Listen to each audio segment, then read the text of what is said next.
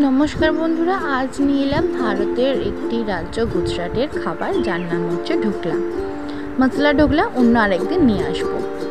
प्रथमे एकटी पात्रे छोटो एक बाटी जल देब, सेई बाटिटारই दु बाटी देब बेसन। बेसनटाके चेले निये दिते होबे। भालो करे जल आर बेसनटा मिक्सड करे निये देब 100 टक दई। 100 टक दई देवार परे আপনাদের অনুপাতটা মনে রাখতে হবে, যার অনুপাতটা হচ্ছে যদি এক বাটি জল দিই দু বাটি দেব বেসন, নুন চিনি স্বাদ অনুসারে, তারপর দেব একটি পাতিলেবুর রস, তারপর দেব বেকিং পাউডার। ভালো করে মিক্সড করে নিয়ে দেব সাদা তেল।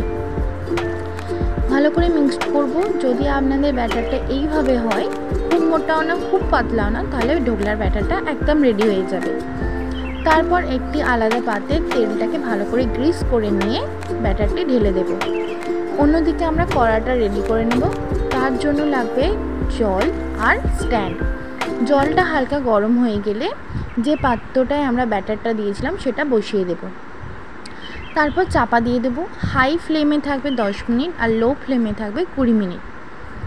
এটা হয়ে গেলে আমাদের একটা ছুরি কিনতে দেখে নিতে হবে যে ঠিক মতো হয়েছে কিনা। যদি ছুরিটা এইভাবে পরিষ্কার আসে তাহলে জানবেন ঢোকলাটা একদম রেডি।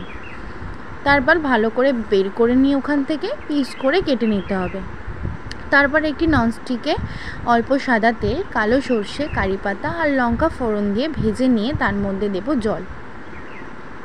তারপর ওতে দেব একটু বেশি পরিমাণে চিনি আর নুন। ঢোকলা একটু টক মিষ্টি খেতে হয়। পিস করে নিয়ে দেখুন কতটা স্পঞ্জ হয়েছে, এরকম জালি মতনই হবে। তারপর ওই মিক্সারটা ঢোকলার উপরে ঢেলে দিলেই রেডি।